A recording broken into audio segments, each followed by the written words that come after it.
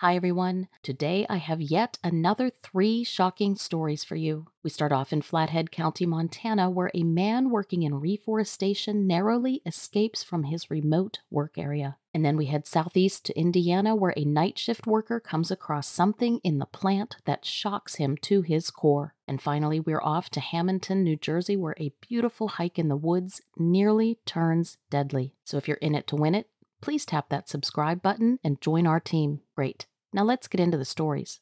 Back in my 20s, I worked as a tree planter up in Flathead County in Montana.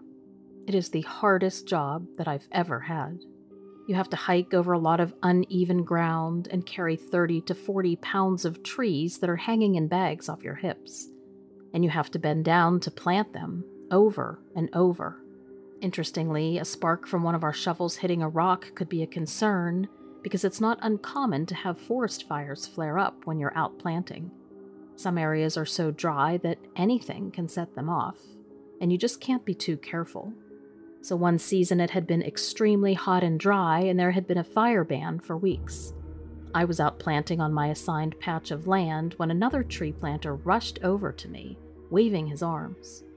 I usually planted with headphones on, which wasn't the smartest thing to do. I know. But it made the time go faster. I really should have been more alert and listening for wildlife and things. My music was cranked up and I had been focused on my work, which means looking down a lot.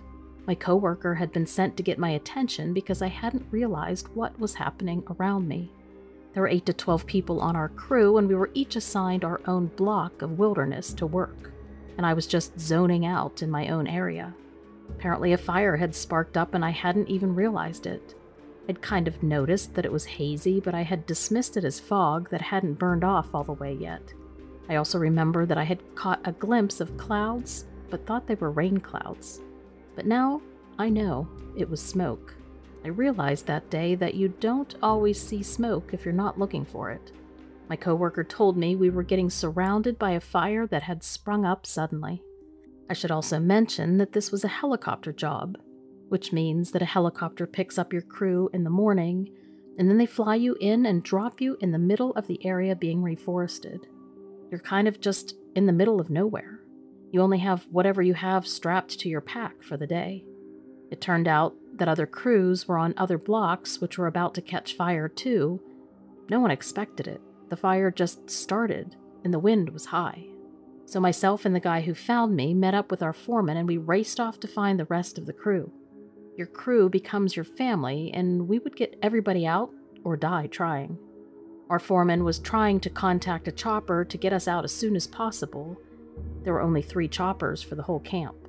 There were probably about a dozen crews working out there, so almost 150 people needed to evacuate. And there were only about 6 seats available for people on each chopper. It was scary to contemplate. It meant that the project manager and foreman had to decide who got out and when. That meant a lot of trying to get accurate information from scared people in the field who know they might not get out if they aren't prioritized. We just focused on finding the rest of our crew. Like me, most hadn't figured out what was happening yet. Every planter we'd get, we would split off to find the next planter. There was a lot of ground to cover, and you had to keep your head on straight. It was important to work fast, but getting injured by being in a big hurry would put you and everyone else at a huge risk. We finally managed to get the whole crew grouped together with the foreman. Everybody was okay, except for the threat of the fire, obviously. We then got the okay to go to the clearing where the helicopter would land. We were headed that way, and I was at the back of the line. And that's when I heard the horrible yelping sound, like an animal in pain. I looked back, and I couldn't believe what I saw. My first thought was that it was a bear. There was a huge creature lumbering out of the forest, screaming. It almost sounded human. It was covered in reddish-brown hair and incredibly tall. It was way too tall to be a bear, actually. If anything, it looked way more like an ape. I screamed, and everybody else looked back, and then everybody else was yelling and running like hell toward the helicopter area. We all managed to get to the helicopter and jumped inside while the creature kept running towards us and screaming at the top of its lungs.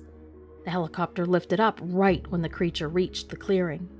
I'll never forget looking down into its face as we left the ground.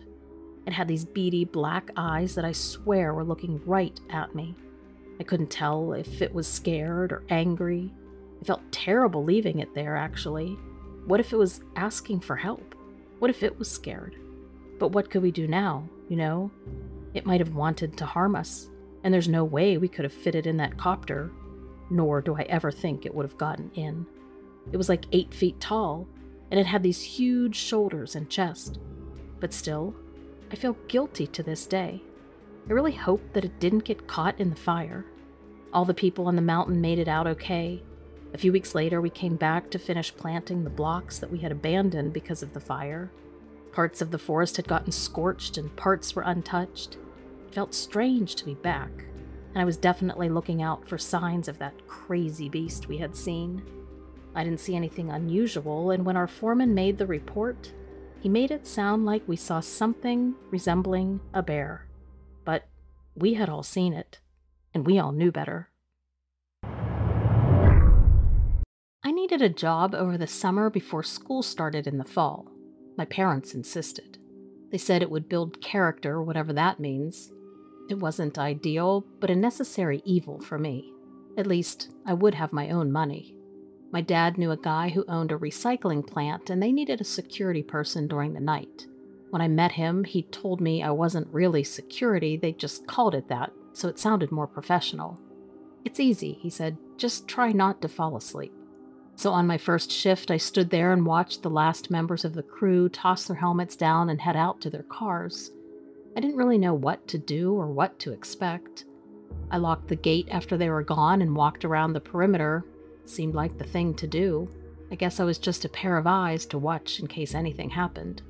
The place was big, though. I heard some humming machines and a drip of grease or water or something. Overall, not much was going on, and I was nearly bored out of my mind by the time I did my first walk around. I decided I had nothing better to do than go around again and keep myself awake. I tried to tell myself it was good exercise.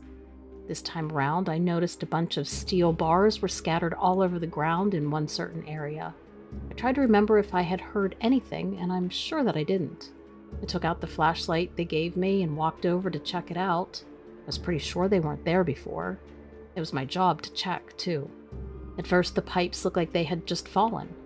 I thought maybe the shelf that they lived on had broken or something.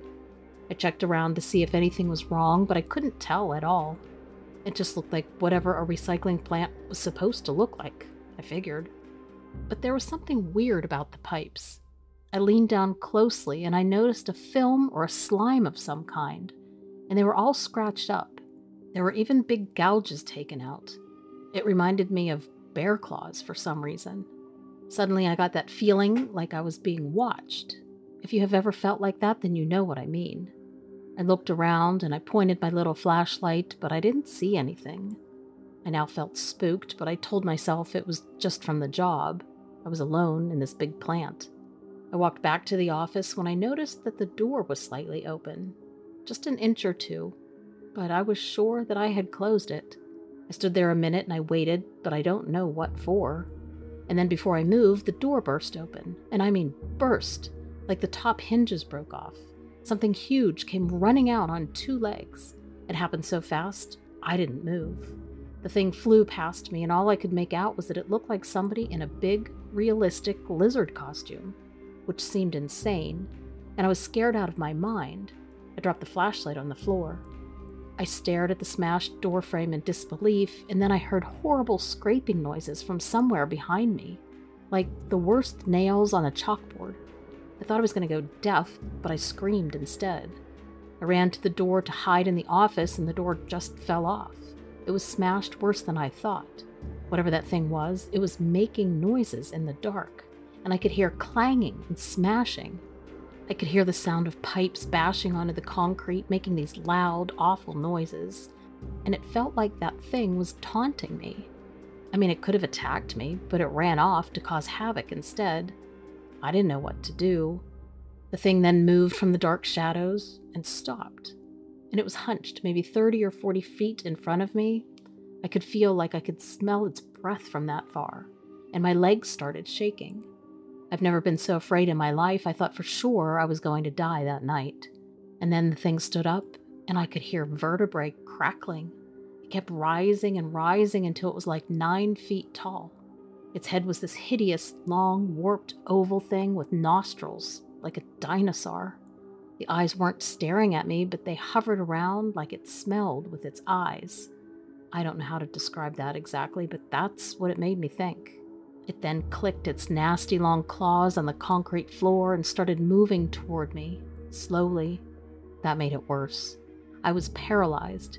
It came closer, and right then, thank God, my phone rang. My ringer was a horrible pop song that I used as a joke, and it blared throughout the plant. I guess it was on full volume, thank goodness. The thing then made a grunting noise, like I was bugging it or something, and it turned away and it disappeared into the shadows. I didn't waste another second. I left everything I had brought back in the office and got out of there as fast as I could. I headed straight for the door. As soon as I got home, I looked up what it might have been. Had I gone crazy temporarily? But I saw that there were some people that had had encounters with things seemingly similar. That long head like a lizard. People had seen it. I sighed with relief a bit. I was happy to be alive and happy that other people had seen something. Even though that made it scarier, it also made me feel less insane. I don't know if I would ever talk about this if I didn't know there were people out there who have experienced something similar. It just makes me wonder if we're just the lucky ones who got away, and how many people didn't. Anyone who lives in New Jersey knows that we've got enough other problems than to worry about whether or not the ghosts from our state's past are real. Hauntings, witches, I think we even have Bigfoot sightings. I don't know. But like I said, we've got enough problems. What I do know, I'll tell you, is the Pine Barrens. The pretty side of South Jersey might as well be another planet. Trees, bogs, eagles, and black bear. Yeah, the black bear have been showing back up. It isn't Newark, that's for sure. It's beautiful. It's a part of nature that most people don't think touches Jersey anymore. I like the Pine Barrens for that reason. That's also the reason I travel down once per season to the little town of Hammonton. Blueberry capital of the world, or so the sign says. I believe it. Blueberries are the state fruit. That's another detail that most people from the north side might stumble over. Not down in Hammonton. It might have been something to do with the 50 million blueberries that come out of New Jersey each year, but down in Hammonton, people are in touch with that beautiful side of nature. So each year I take a trip, I volunteer with the blueberry harvest, and I find as many excuses as I can to explore the bogs and the backwoods of the area. I find little souvenirs, usually rocks, and take them home as part of my collection.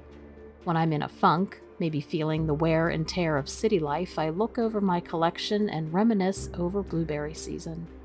It helps maybe half the time. Scotch helps the other half.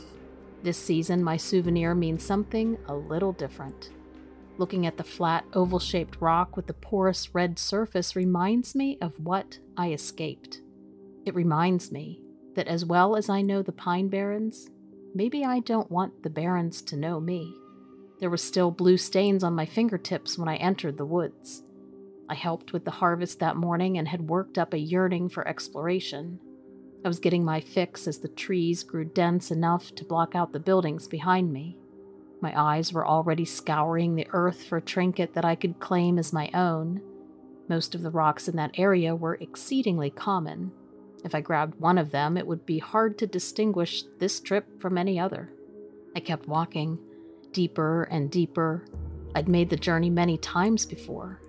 I still don't believe that I traveled too far into those woods. The ground around me still showed signs of being trampled by the other guests of Hammonton. I think maybe the thing that I saw wandered too close to town. I cursed under my breath when I first caught a glimpse of the animal and dropped down to one knee. It was a buck, or so I thought. I only saw its snout and rack creeping out from behind a mound of mud and brush. When it kept walking, the air hitched in my throat. Broad shoulders followed the head of the buck, broad enough that I could have mistaken the animal for a horse. Those shoulders, however, were covered in scales. I thought perhaps the animal I was looking at was diseased. I half crawled backward to give it a little more space, and then I saw the wings. Folded down the center of its back was a pair of massive bat-like wings, leathery webbing, scaled and rigid arms. Was it a new species? The thing stood upright, hunched over and balancing on its hooved hind legs. Its anatomy was hard to comprehend in the moment. Even now, it feels like I'm imagining pieces of different animals that I've mistakenly assembled onto the same body. I wanted to vomit. I don't know whether it was the shock permeating through my body or the proximity to the creature itself, but all I could smell was sulfur. It burned my nose and my lungs. I continued my backward crawl when it turned and saw me. My hand landed on something small and porous. I tightened around it in case it was about to become the only weapon I had and fight for my life. Its red eyes didn't look away. It stared a long while at me instead. It looked over my entire body. I felt like I was being measured. I knew that everything from the sweat on my brow to the blueberry stains on my fingers was being judged and weighed against me. It wasn't a new species. It was old. I could feel its age in the look that it gave me. I could tell that I wasn't the first human being that this beast had gazed upon. I wondered what had happened to all the others. This was one of the ghosts of my state, something strange and dangerous we worked to forget, and I was here on the outskirts of its home, the place where nature started to reclaim civilization.